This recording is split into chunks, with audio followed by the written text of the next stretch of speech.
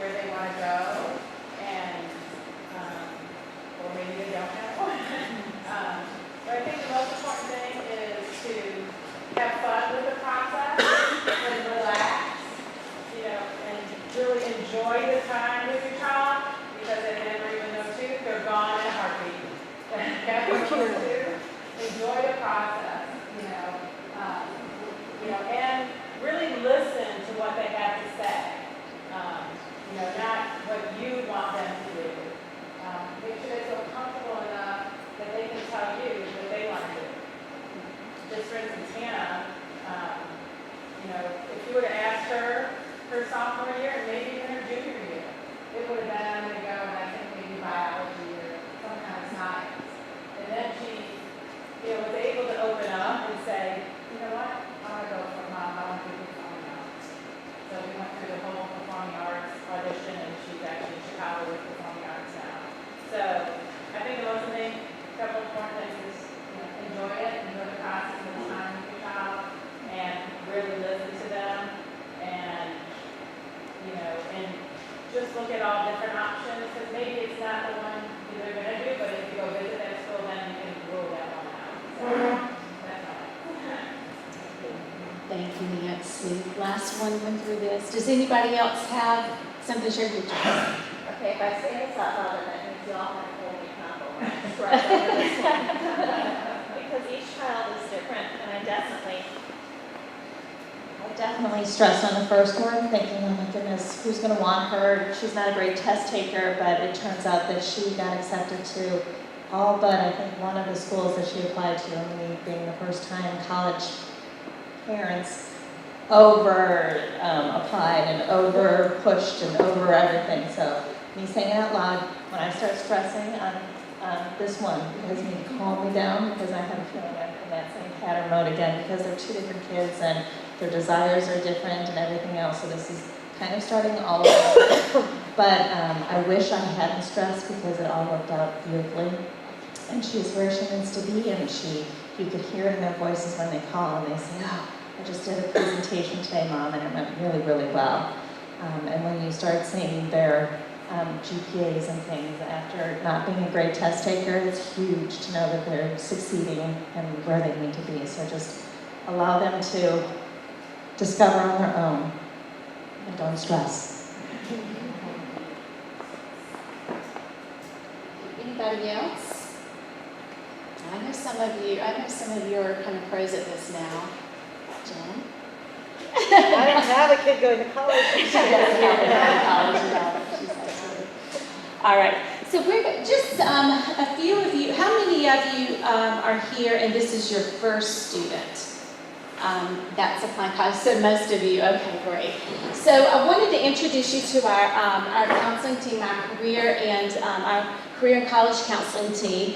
And we have Jessica Smith and I are full-time counselors here. So we work with your students by Alpha. So I work with students from K through Z, and we kind of remember that in this grade because I'm crazy. And Jessica works A through J, so in this grade level.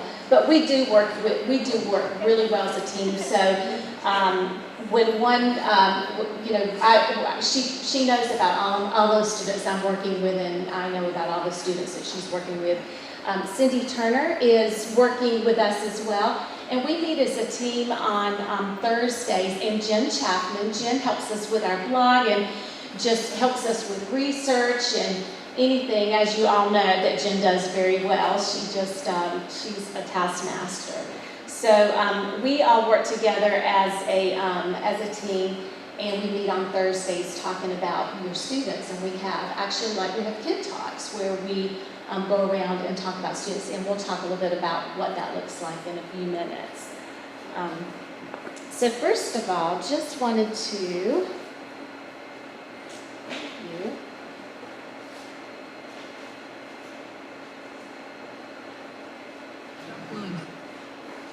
Gluing flowers onto an old rusty station wagon after a whole day's work trying to sell old rusty station wagons.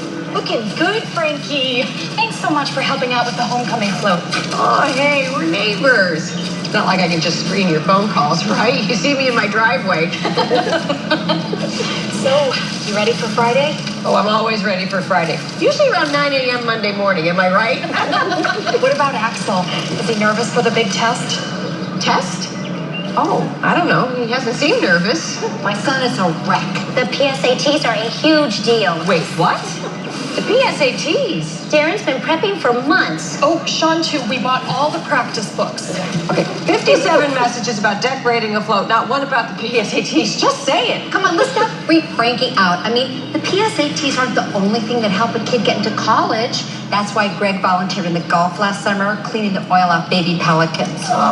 And Sean interned at the Capitol. Okay, come on, guys. They're juniors. Isn't this all a little nuts? I mean, we didn't do any of that stuff when we were kids, right? Oh, it's much different now.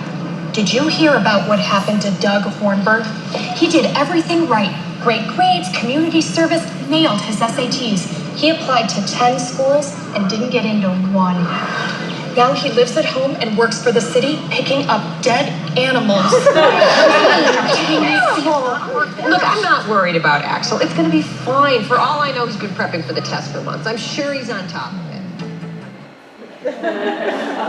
So we just wanted to prep you for those conversations, so thank you. So you would take this and laugh at this and, and hopefully you're not kind of blind. Be right with you with I can't find the mouse. X out the whole thing. I Yeah, just was, X out. okay, I just couldn't Yeah, find the and then mouse. you can I don't know how to pull use on a the PC anymore. Yeah, thank you. So we wanted to give you information that would equip you. So when you're and at least know where to get information. And also it's okay. Everybody has their own paths. And one of the things that when we started out this journey, kind of creating our mission statement here on what our dreams were for our students graduating.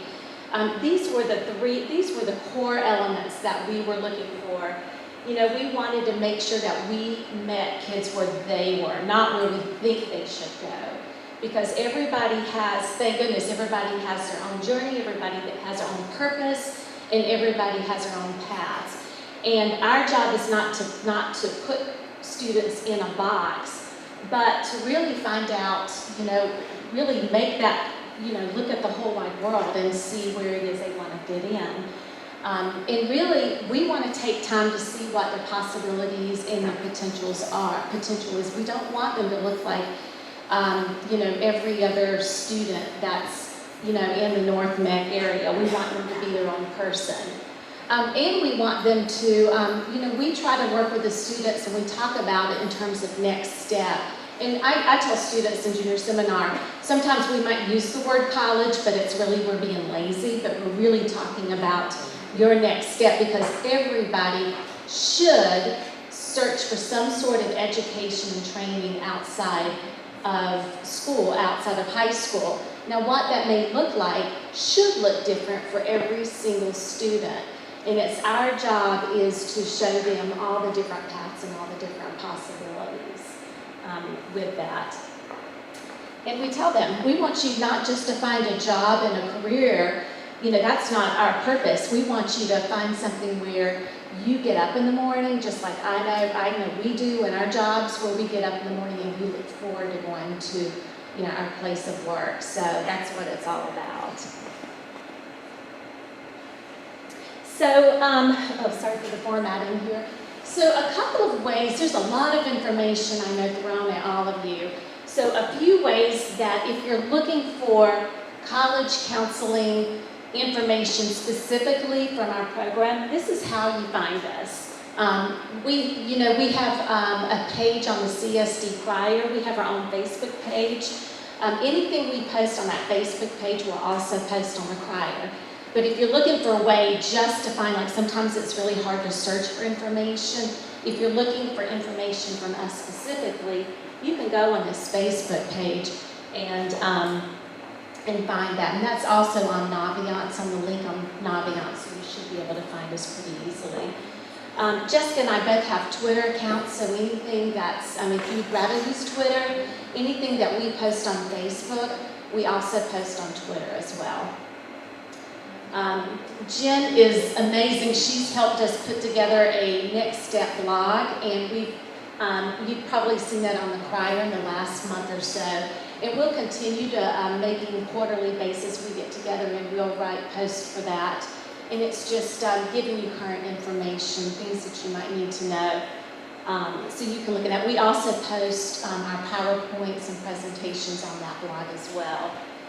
That link can also be found on the homepage of Naviance, which we'll talk about in just a second, as a tool for you all to use, your family to use for college planning.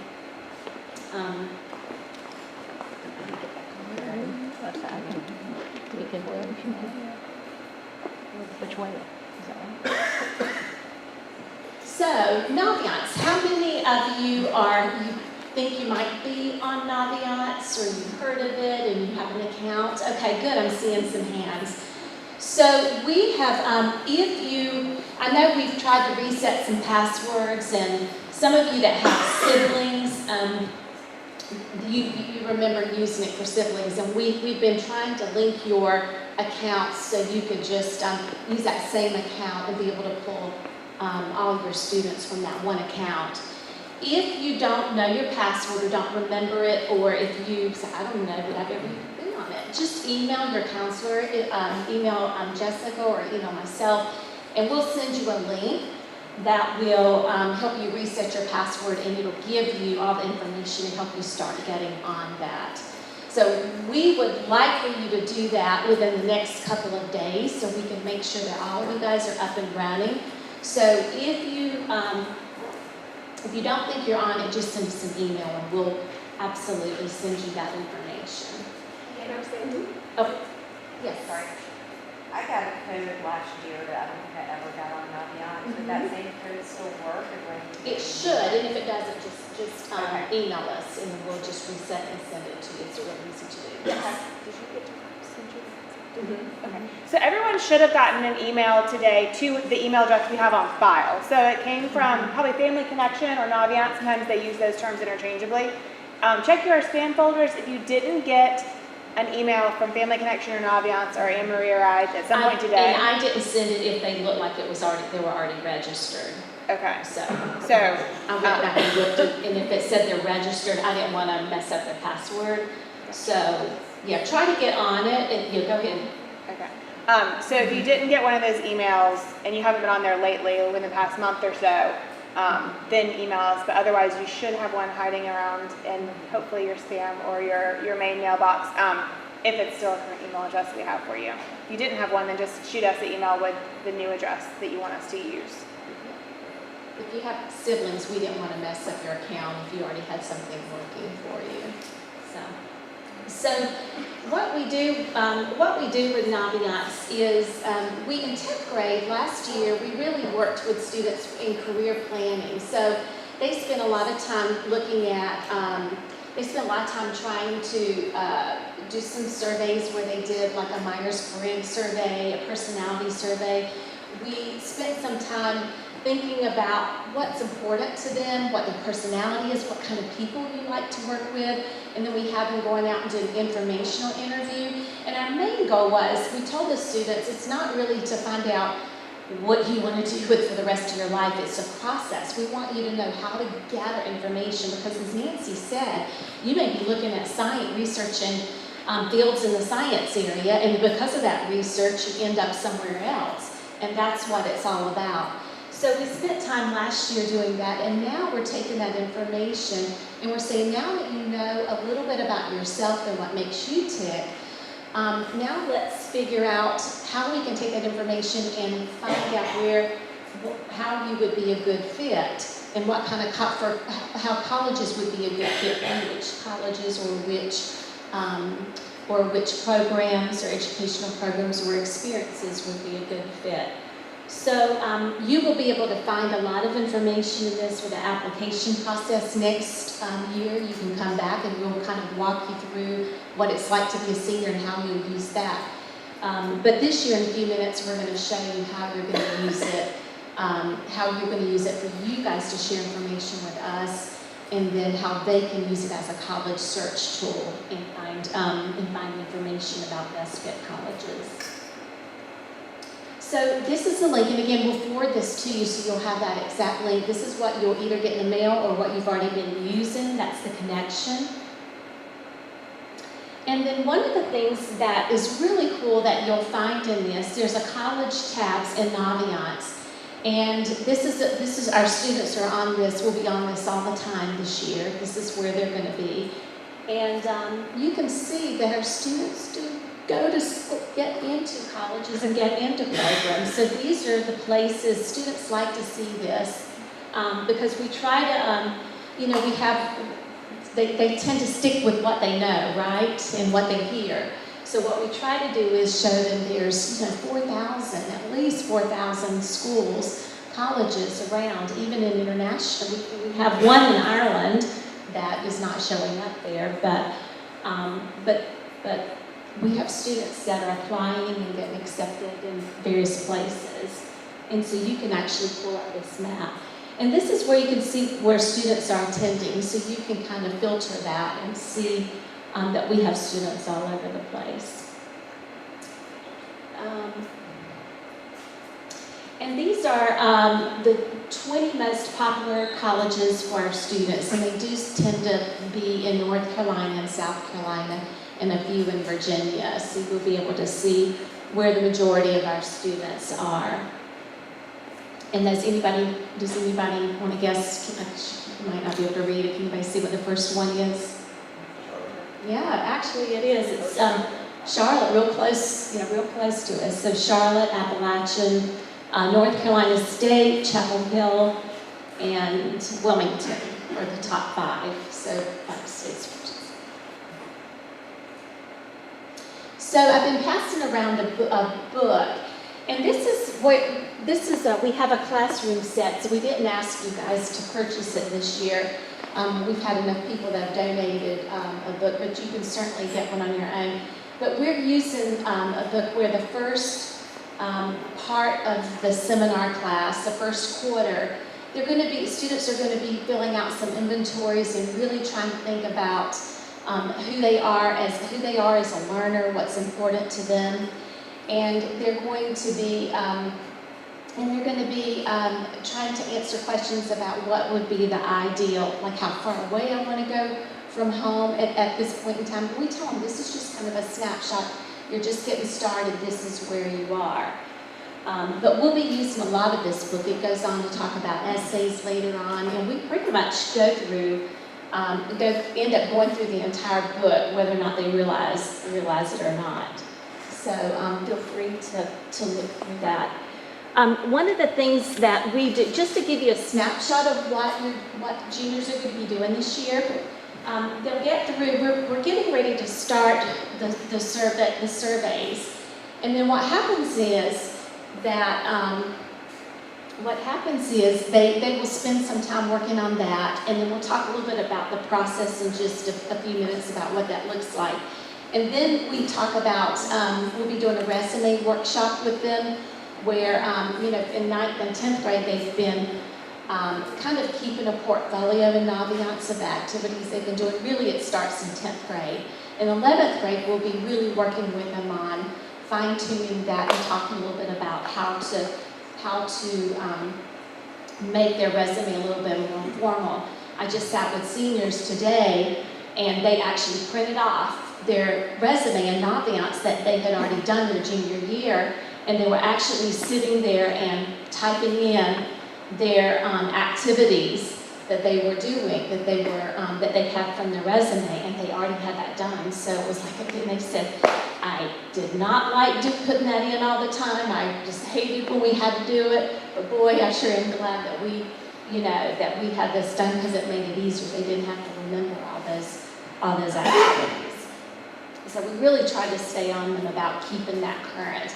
And we tell them to ask you, that's one way that you could help too, is to ask them, how's your resume looking? Your counselors told us that one of our jobs was to kind of look at that because you may not always remember everything. And this is what we're telling them too in seminar. Use your parents as coaches because sometimes they remember things that you don't always remember. And so we're really encouraging them to kind of go back and let you guys take a look at that, because we know it's a team effort here.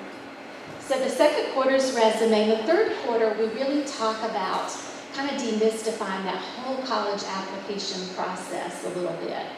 And we'll do a mock admission session where they come in their admissions reps and they have to choose, they look over applications and they have to choose, they only can admit one student in college. So they get to be on the other end of that and see all the different, and our goal is for them to see that there are many factors that take place in that. It's not just, depending on the schools, there's extracurriculars, and they're looking for things too. They're looking to fill out their student body. They may be, at 1 minute, they may be looking for, a flute, somebody that plays flute, or a theater major, or a lacrosse player.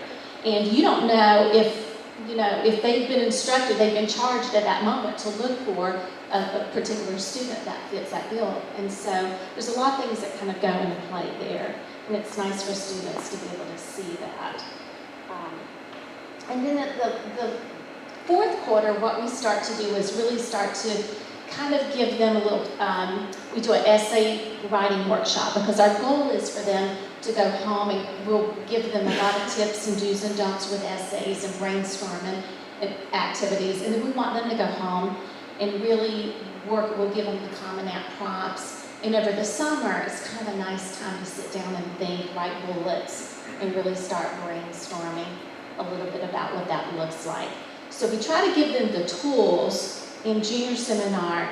They don't have to start applying until next year, but we give them the tools so that way when they're ready, they've heard this before. And everything starts to click and make sense. And then we'll walk them step by step through the process their senior year. And junior time, yeah. All right, where's that thing? Here we go. Yeah, Okay, so for those of you who'd like to see everything all at once, then this is a document that you can just scroll on through.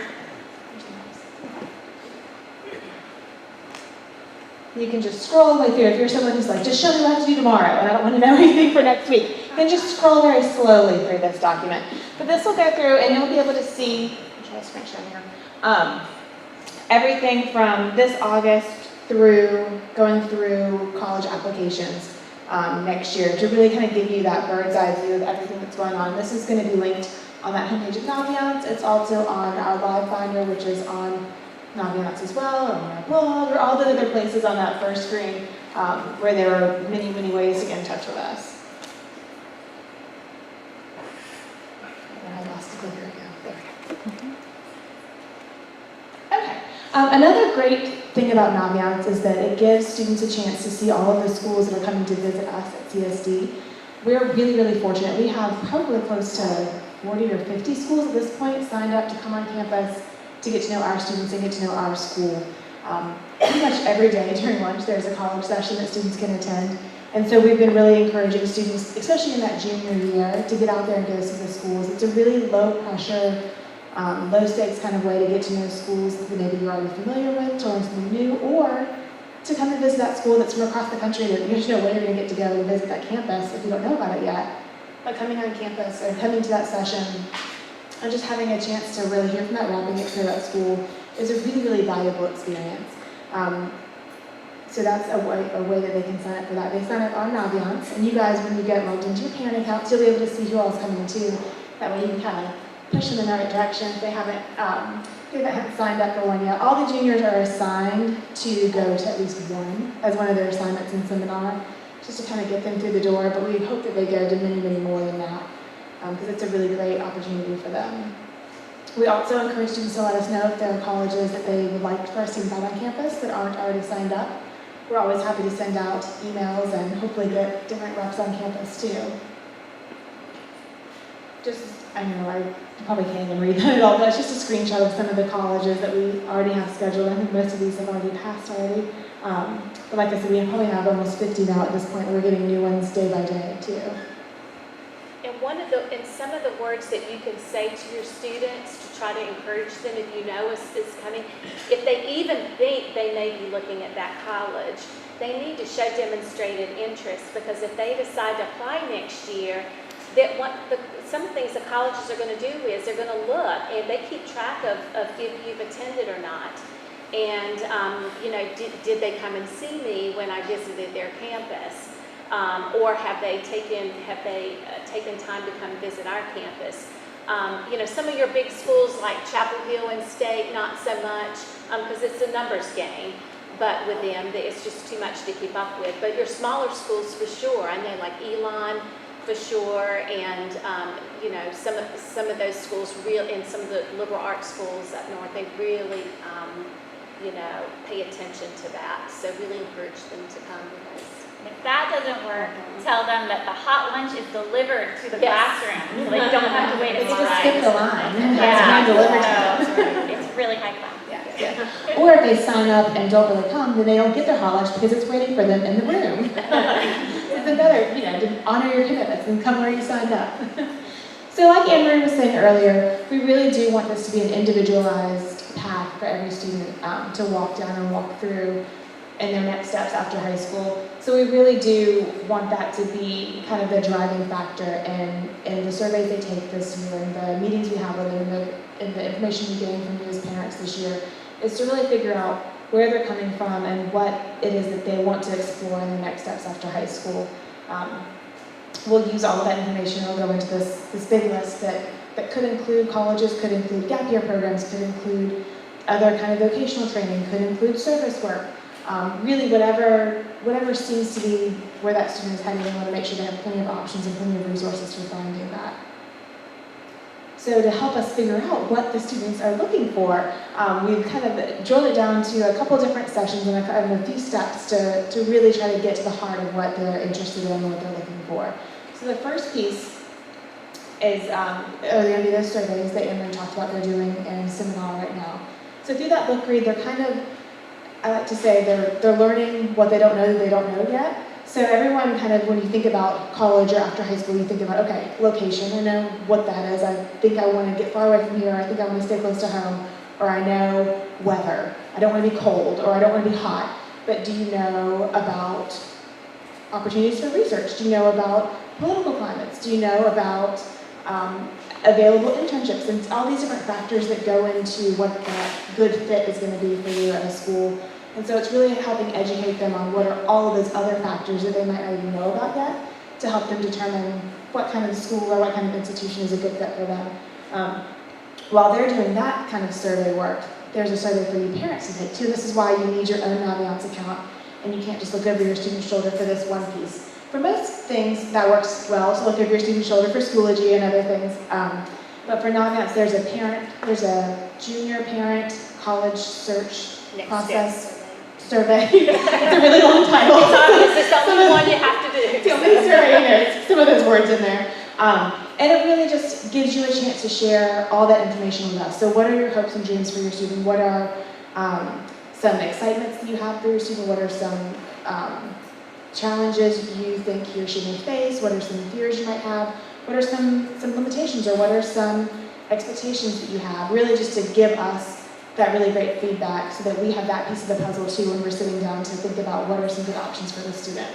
So once we get that survey back from you, and we get all the surveys back from the students, we'll do quick first round sessions with all of the students in October, November to kind of go through all of their surveys they do in seminar and make sure that we're really understanding what they're trying to tell us, and that we're really have a good check on what they think they're interested in at that point. And there are plenty of times that when we meet back in January, they're like, I know I told you that biomedical is definitely it, but I really want to be a historian now, and that's really what I really want to study history. So all those schools, they're just science-based, don't really work anymore, and that's totally fine.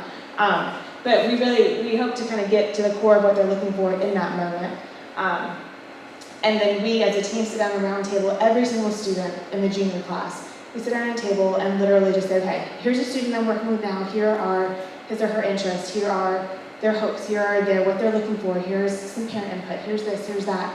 And we all come together to come up with ideas for what could be the best fit for that student. So like I said, that could be colleges, that could be gap year programs, that could be summer programs, that could be work experience, internships, anything like that. And we put all that together on this best fit list that we then invite you and your student to come back in probably towards the end of January, beginning of February, and share this list with you. It's not just some magical list. It's not, you don't need to hold your breath and not even think about college and not even think about, those next steps until you get this list.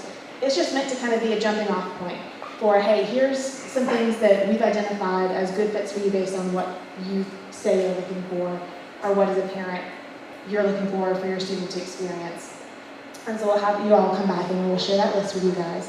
And we'll talk about senior registration and all that good stuff too. So it'll be a nice, busy meeting.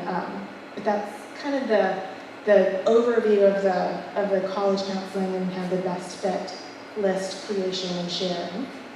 And Jessica, can I pop into the with that piece? One of the other ways that you could help us is that list just reminds students, because we are too, and again, we all need to do this, is just remind students that that's just a way, this is just, like Jessica says, a starting point, but we're looking for patterns, and it's like, look here, and then give us feedback about which ones you liked, and after you researched and visited, what did you like, what did you not, and continue to stay in touch, because the more that you guys give us, the more we can go back and say, oh, well then, have you thought about this and this? So it's not just a one-time communication piece, it's just like it needs to be a starting point of a two-way conversation there.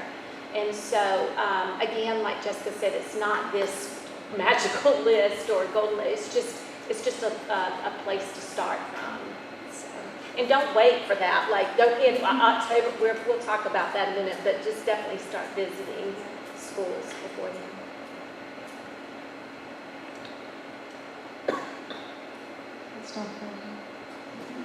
Oh, there we go. I was going to. There we go. Okay.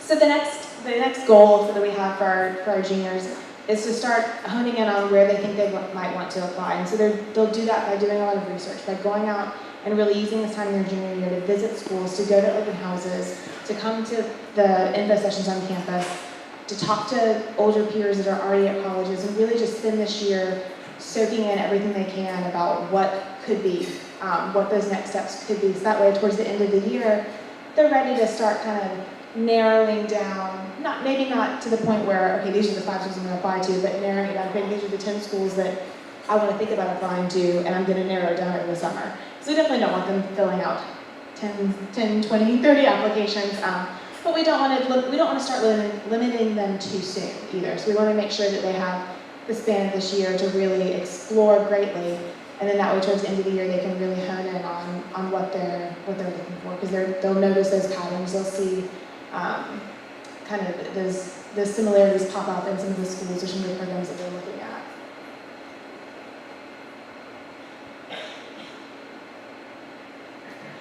This year they'll also take tests. So hopefully that was funny for you, the video, and not, wait, PSAT, what's that?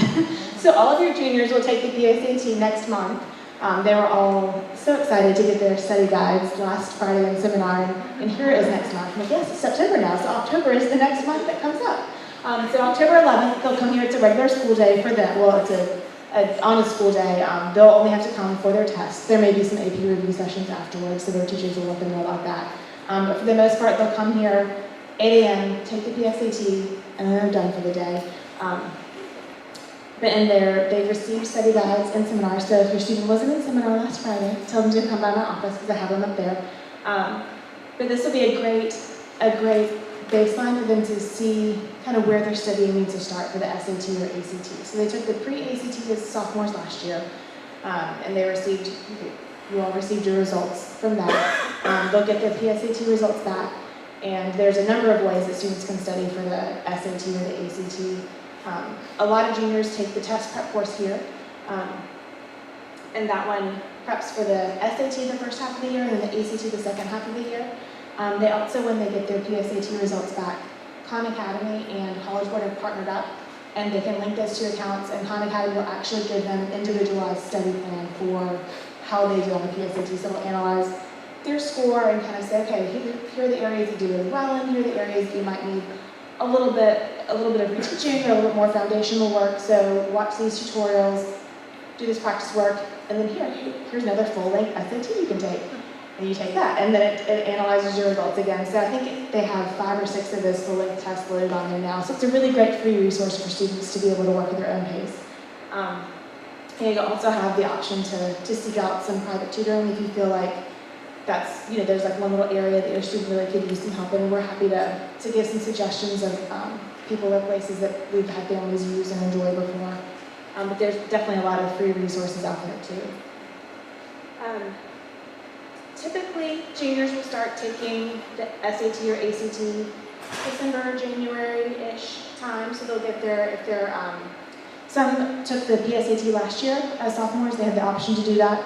A lot of times, students that are a little bit farther ahead in their math, if they started Math 1 in 8th grade, we're ready to kind of give it a try and see what it's like. So they may be a little better prepared to take that December SAT.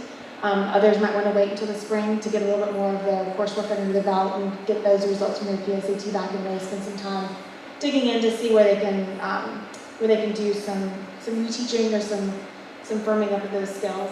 Everyone will take the ACT here at school. At the last Tuesday of February, the state has adopted it as one of their standardized tests, so that's awesome.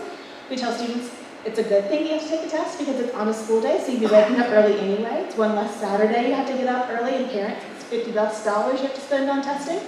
So everyone will take that here at school, and that's one that will count just like any other ACTs. They can send that off to schools if they choose to send that. The other kind of thing about testing, there are a few schools, just a handful of schools now, especially that our students typically apply to, that will require subject tests. And so we'll talk about that when we have our individual meetings with you guys as a family too, if we're recommending any schools that ask for those subject tests. That way students have plenty of time to take those. And can I make a suggestion about just having 2 boys going through this process?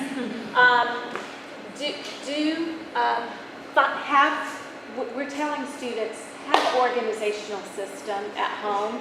And I've learned the hard way that my boys do not work well with binders. So it may not be your way of doing it, but have the student come up with their way of, it could be a folder, it could be one of those clear binders, but all the testing needs to come in one place, because what will happen next year is you're scrambling and looking for things, and it just gets really scattered and stressful. And so what we're trying to do is relieve stress for them. And so help them come up, brainstorm, and let them be a part of that process about how they want to keep up with it. With the PSAT, like Jessica said, you're going to get a beautiful 4-page report that gives you a ton of information. And it also, the link on there to Khan Academy, which is a phenomenal resource to study for the SAT, it has a code on that. And so students, by the time we come around in January with our meetings, they're going, oh, I don't know where that is. So please help them come up with a way to save that and store that so they can use that when they're ready for it. Because they may not be ready for it when they get their scores back, but I bet you in a month they'll be looking for that code. And it's just kind of a way to keep everything together. And they, if they are in test prep, they could use that code, log on to College Board, use that code. Khan Academy will customize a plan based on your strengths and your weaknesses, how you did on the PSAT. So they know how you did your areas of weakness, and they'll be able to kind of customize a plan based on when you're planning on taking that test.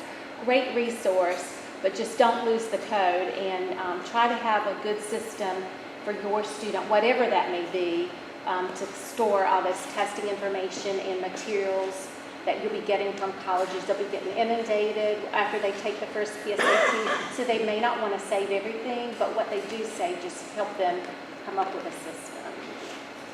And as a family, what you guys might want to go ahead and do is check out collegeboard.org and actstudent.org and go ahead and pencil in all of the test dates for this school year on the family planning calendar. So that way, as you're thinking about taking trips or weekend sports travels or prom or all of those kinds of events that come up in junior year, you kind of know in relation to when those tests are. So that way you're hopefully not conflicting with every test date that there is out there. Because ideally students will finish their testing in their junior year. Now there are opportunities to test the beginning of their senior year, and some choose to do that, and that's perfectly fine too, but we found that's a little bit less stressful for the students if they can get at least 1 or 2 under their belt before the end of their junior year.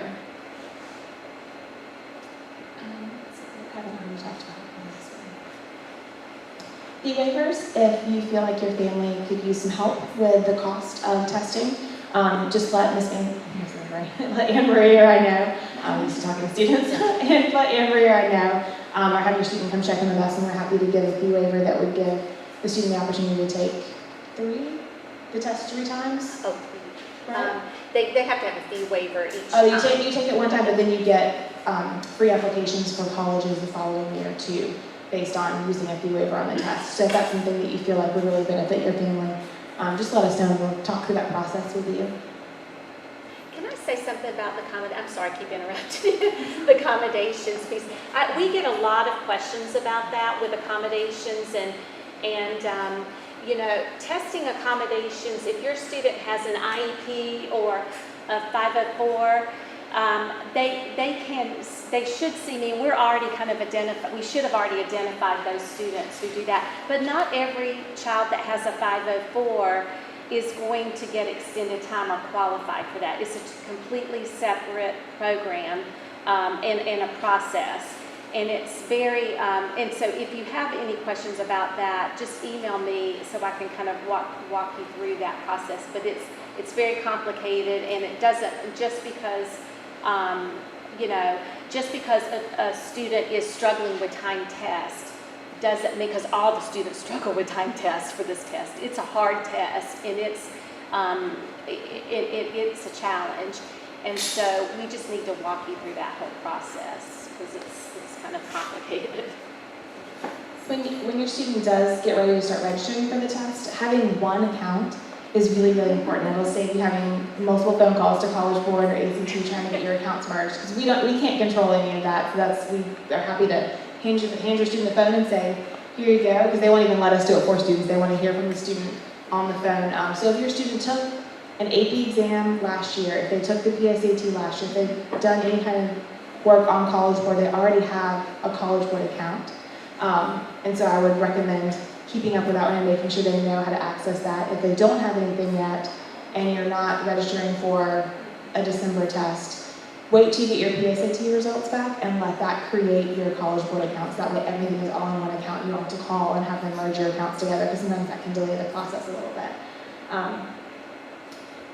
They'll also have the option to send their scores to colleges every time they take the test. And I think you get to send it to 3 or 4 for free. Like, oh, what a good deal.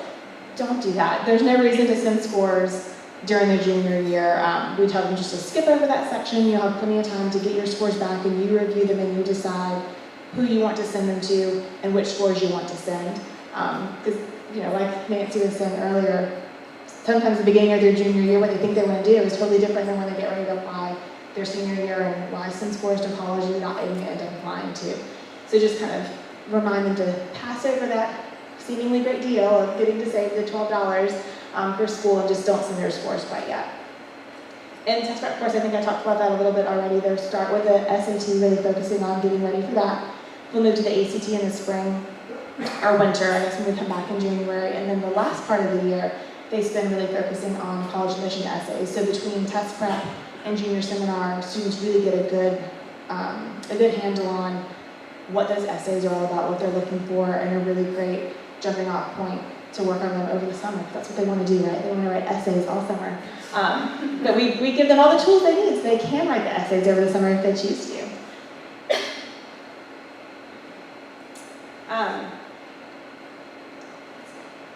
So colleges take either SAT or ACT. So I'm just trying to not say things I've already said, because I'm getting ahead of myself on some of these slides. They'll take either one, and so students will typically be exposed to both of them through the PSAT and the ACT they take here. There's no reason to take both of them multiple times unless you're kind of scoring along the same lines and you want to kind of see which one ends up being the better test. We're happy to sit down and kind of help individually advise families and students too as to which one looks like a stronger test for your student. But college will take either one, and there's no preference given to one versus the other.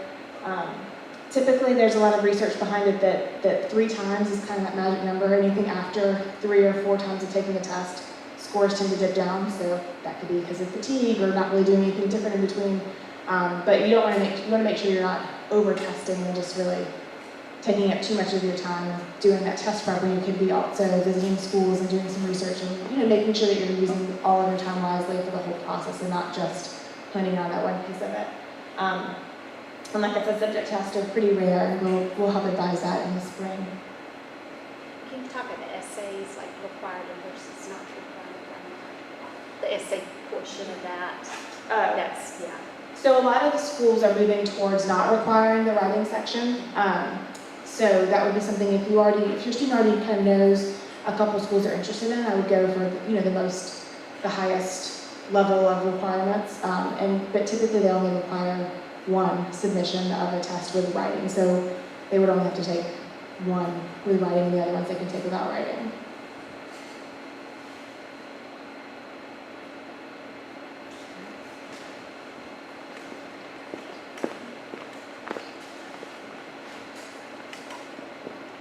All right, one more word about testing.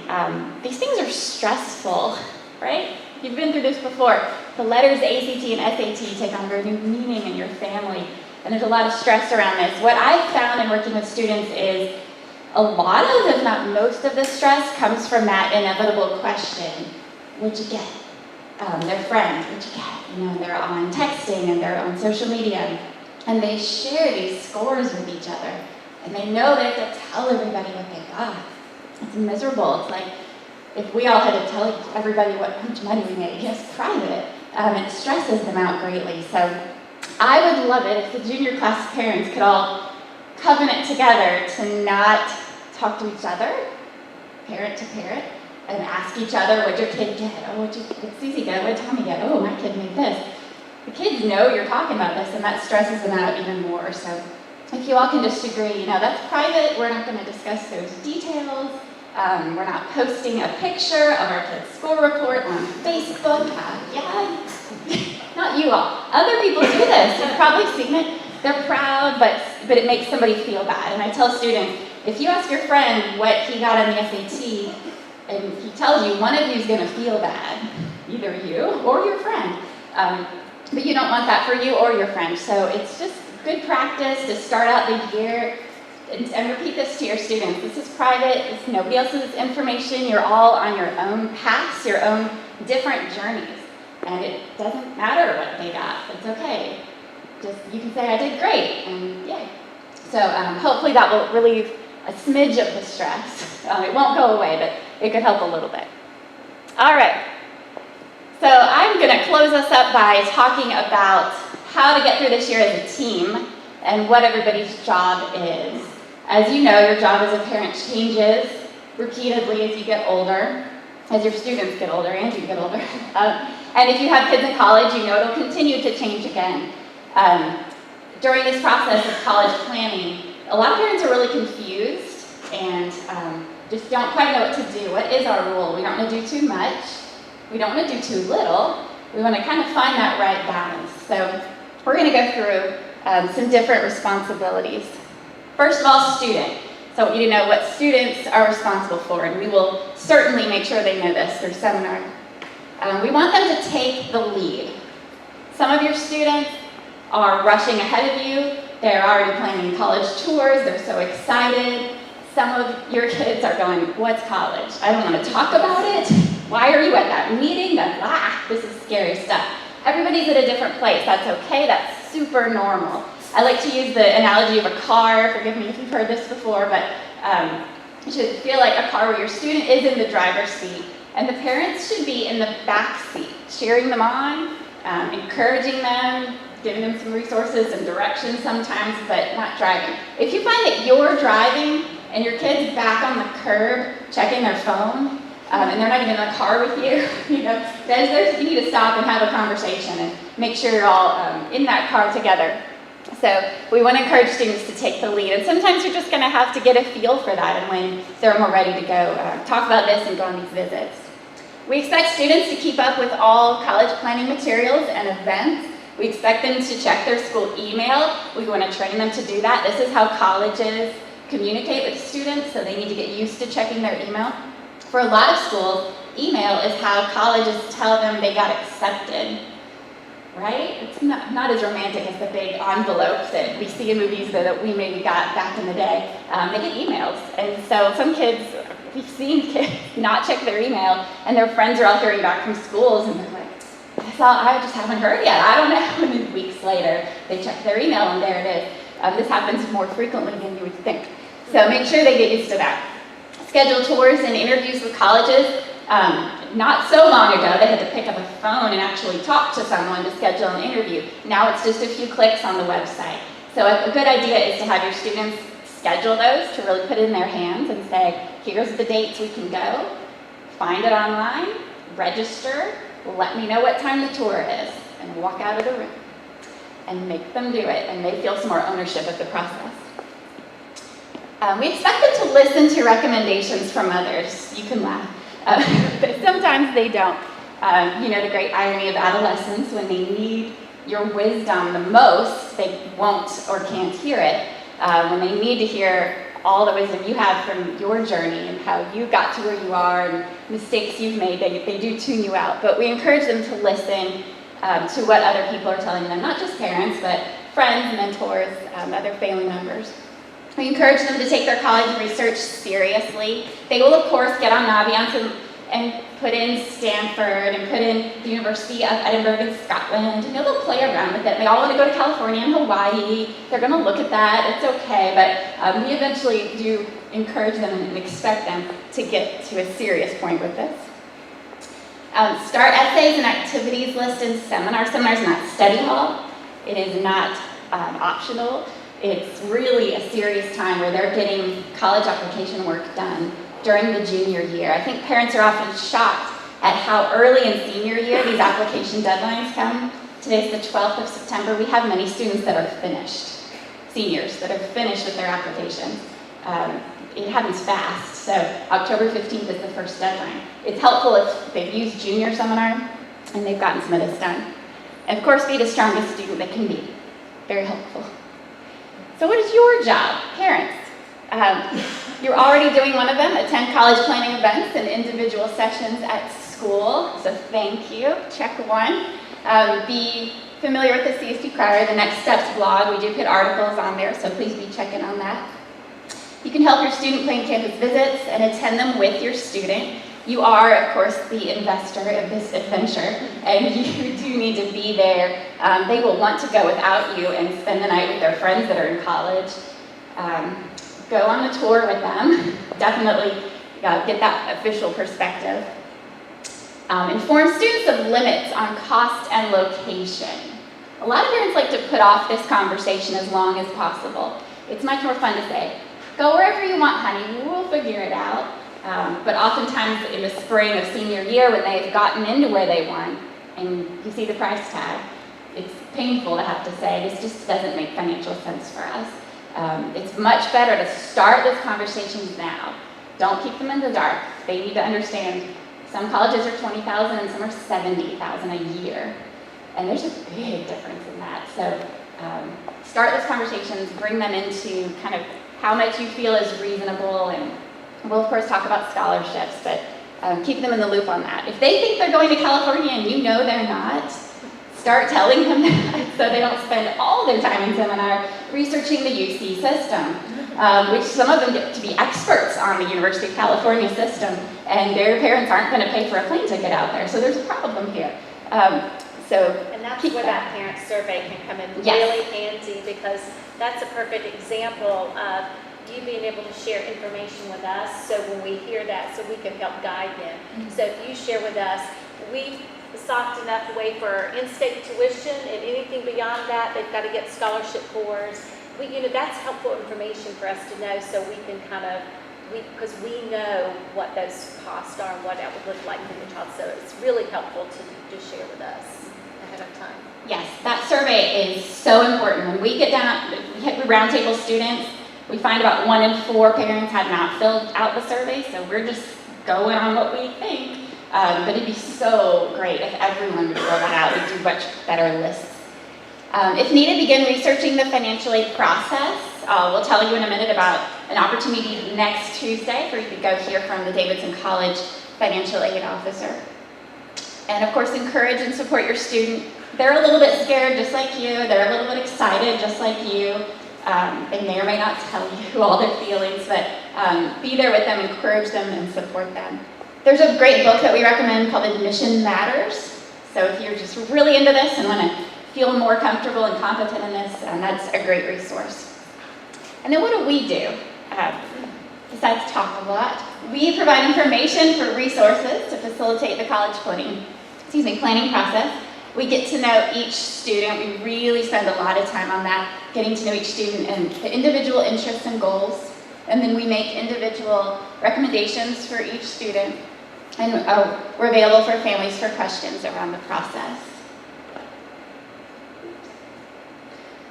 This Thursday morning at 8:30, we will be hanging out upstairs in the conference room for just anyone who wants to drop in and have some conversations with us about any of this. Some of you are used to this, and for some of you it's the first time you're going through it and you have a lot of questions swirling around. So we want to be available for that. So that's this coming Thursday.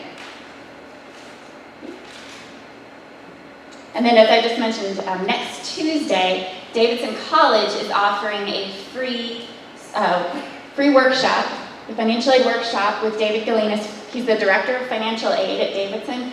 Great resource to have right in town. It's a free, open to the public workshop, no registration required. This is in the Chambers building in the Lilly Gallery. If you're familiar with that, it's the building facing the library on the bottom floor. And it's next Tuesday, the 19th at 6:30. They're just going to go over some basics of what financial aid is, a little bit about merit aid, scholarships, just helping you get your head around all that vocabulary so you can start making some good decisions. I'm really excited about this one. In January, we'll be hosting another book talk. We did this 2 years ago. We did a different book last year, but we're bringing this one back. Where You Go Is Not Who You'll Be, by Frank Bruni. There's a new edition out for this year. So we're really excited to talk about this book again this year. If you already read it, come on and we'll talk about it again. If you haven't read it, you've got until January. So go on Amazon, get your book, find someone who's already got it. It's at the library. It's a great book to help families really get their head around really good options that are out there. This was required reading for all of the incoming students and parents at the North Carolina School of Science and Math this year. Every family had to read it. Thought that was fantastic. So we can't make you read it, but we really want you to. Other upcoming events, U-visits, if you're not familiar with those. These are teacher work days, but these are days that we really encourage high school students to take some weekdays and go visit colleges. Most colleges don't do tours on weekends, so it's hard to get out there and not miss school. So these are great options, October 12th and 13th. And again, February 15th and 16th. For those of you who have budding artists who may be interested in visual arts, there's a National Portfolio Day coming up in Charlotte on November 11th for them to have their visual portfolio reviewed. Sometimes students just go and see what's there so they can get a sense of what a portfolio would look like, but they can bring in a few pieces and have visual arts school admissions officers evaluate them, and they've got a whole year to really make improvements. So that would be something to think about. The Gap Year Fair is February of next year. It's usually at Providence Day School or Charlotte Country Day. Well, we'll get more information when that's published. That's a time to go, kind of like a college fair, but a lot of Gap Year programs are featured, so another neat option. And then the big college fair, March 18th. It's crazy, hundreds of thousands, it feels like, people in the convention center with every college you've ever heard of and not heard of. So that's a good time to go see schools. Oops. And like Nancy said, enjoy this. It's kind of fun. It's fun to go shopping for colleges. If you haven't been on college campuses in a while, you're about to be amazed. They're like country clubs. They're wonderful. Many school students call them a cruise ship without water. The climbing walls and the all-you-can-eat buffets are fabulous. So enjoy your visits. It's a great time to get alone with your kid and really talk about life. and enjoy that process. So there you go. Have fun. We're here to be a resource for you. This is a busy year. If you do junior year well and get the testing done and figure out the colleges, you'll be in great shape going into next year. All right. Questions? U-Visit, can you tell me about that again? Sure. U-Visits are not, it's not a formal program. It's a teacher work day. So you don't have to come to school that day. They're just days we encourage students and their families to go visit colleges on their own. It's independent. All the students are off that Mhm. day. Okay. Yes. Second, when you go visit a college, is it advisable, just like just to sign up if you're interested at all, when they come here? Does it matter if I just go and tour the campus by ourselves, or should I check in and make it official so they know, hey, I came and visited you? Yeah. I recommend checking in and making it official for two reasons. First, they're going to know, so that demonstrated interest piece, you'll get on their mailing list, you just kind of they're aware of your student. The other reason is you're going to see more things than you could if you just walked around the campus. You get to go in buildings, you get to go inside a dorm room, you get to hear from students. You really get more of an insider edge. Now, it's still a commercial for the school, so they're only going to show you the best buildings and the nicest parts. So it's good while you're there to go look around the rest of the college and see the older buildings and maybe talk to students that aren't being paid by the admissions office to represent them and have a memorized script. So try to get the best of both. Great question, thank you. Yes? So on one of your slides for under students, it said they should be working on the essays towards the end of the year. Are you seeing that the Common App personal statement prompts aren't changing year to year? Yeah, they changed. They shifted a little bit this year. They got better actually. What my favorite part was they added the topic of your choice prompt. What we find with these if you don't know, Common Application is a one application that students can go to in their senior year to apply to over 500 colleges. So it's a big time saver. And there's one essay they'll write that can go to all those colleges. And students love this because they're writing less. So there's a number of prompts. They've added some this year. They're pretty general. I find most students can write just the essay they need to write and it'll fit in one of the prompts, even if they don't look at the prompts first. So, they also release in the spring for the upcoming year. So they'll release the upcoming year's prompts. yeah, I think it came out in March last year. This year, set your prompts. Yes. Yes, and you can always Google Common App Prompts 2018-19 and it'll come up next spring. But they don't tend to change a ton. They're broad. Tell us about an experience you've had. I mean, they want topic of your choice. So there's some really broad options in there. Good question, thank you. All right. She mentioned the collegeboard.org and there was another one. actstudent.org. And we put all those test dates, we actually made one document with, so you won't have to toggle back and forth, like an at-a-glance test dates. If you go on the homepage of Naviance, you'll see it says ACT, SAT test dates for 2017-18. And so you'll see that on the homepage, and that way you won't have to go back and forth and look for it. It's just all there in one big Word document there. Naviance really is your one-stop shop. Everything you need to know, everything we know, we put in there, links on the left, everything. So you don't have to feel like you're floating about the internet. Remember, if you sign up earlier, you get a choice of more schools to take that or do they release them as time? Sometimes if you wait too late to the deadline, testing locations get filled up. And so so you may be driving to Gastonia or Lincolnton, which you don't want to do that. Especially the ACT. Yeah. So the earlier you sign up, the more open seats there will be, so you'll have more choices. Mm-hmm. Yeah. I got this process of like one of the schools and they were talking about the essays they would like to do something personal about why students interested in that school. Is that more usually related to the personal statement?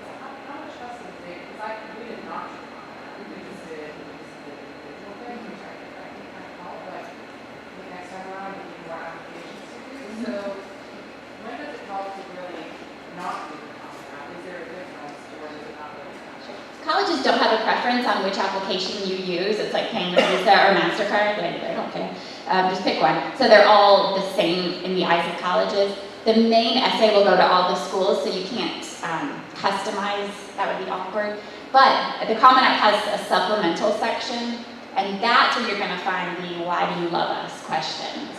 And that'll be specific to those colleges. So you write the one essay, but once you get into the supplements, depending on your college, you could have a lot of additional short answers or possibly essays. For example, Wake Forest has 6 short answers that all require some thought. UNC Asheville has nothing.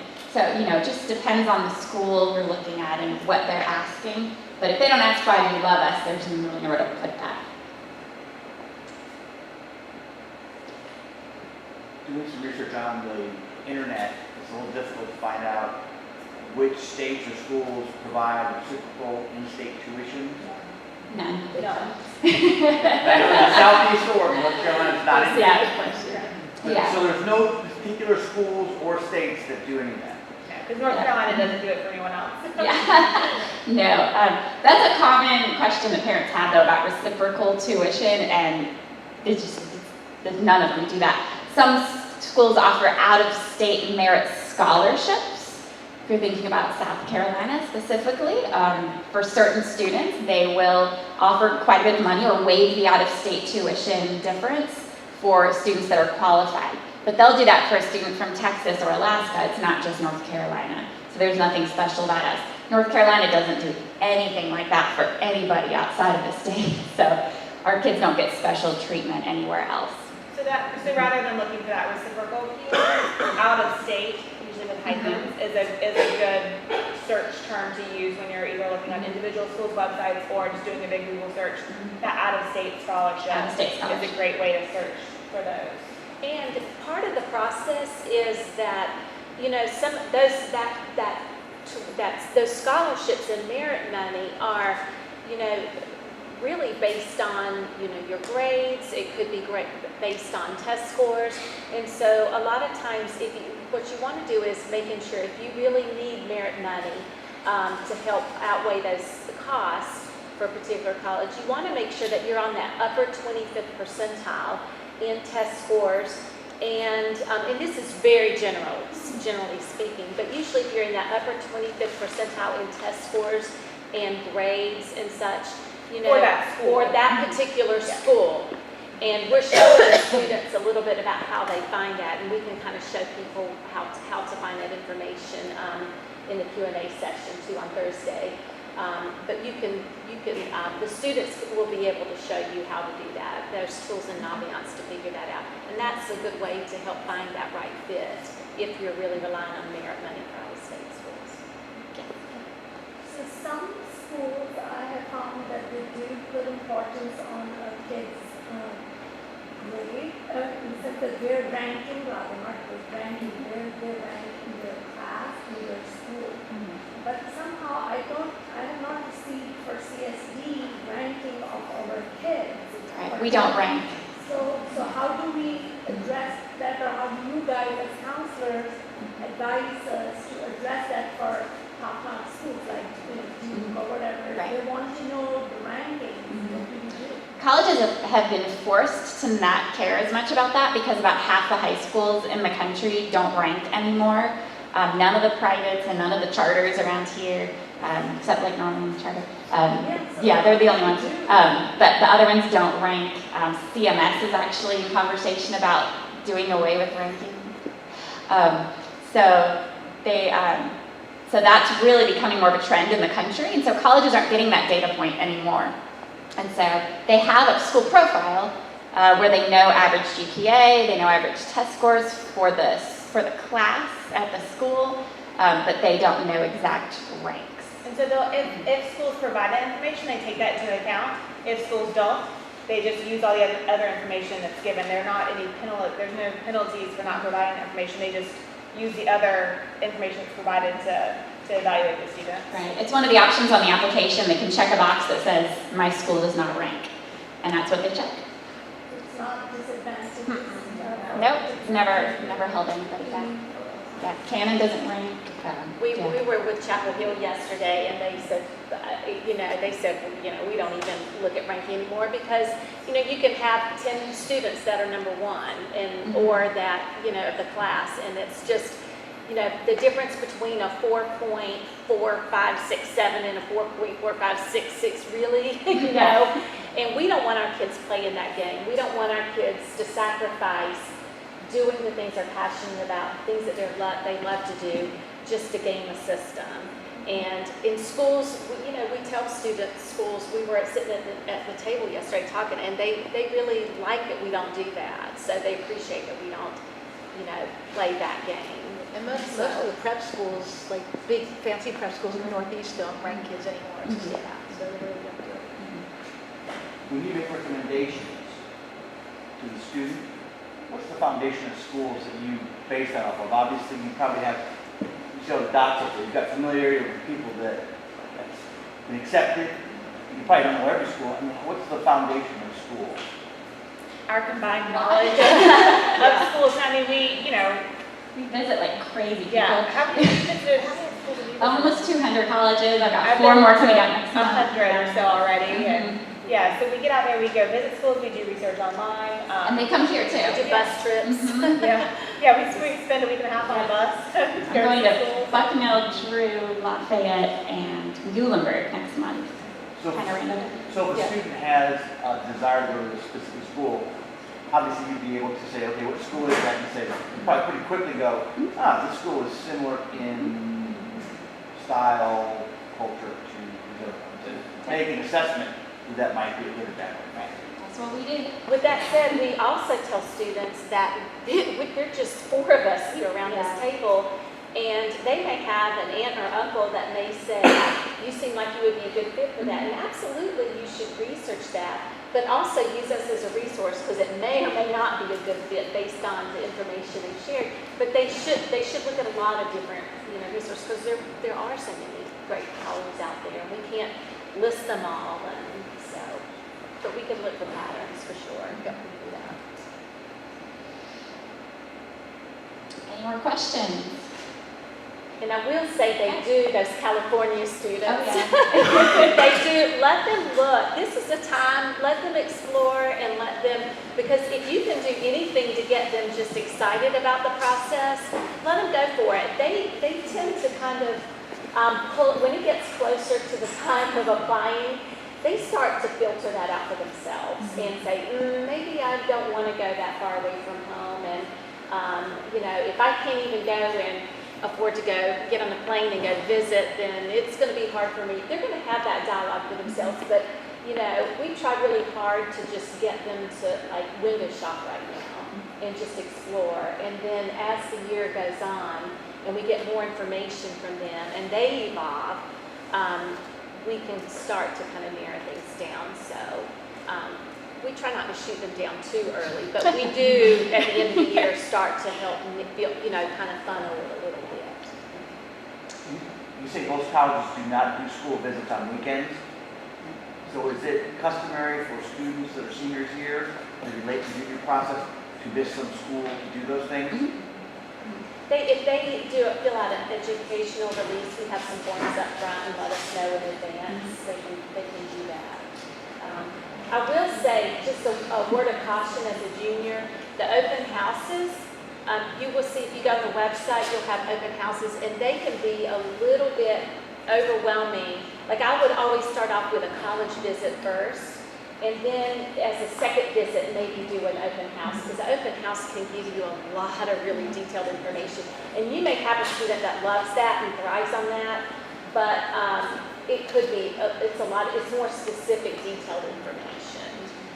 Thank you all so much for coming. It was great to see you. We'll stay up here for some questions. Have a great night.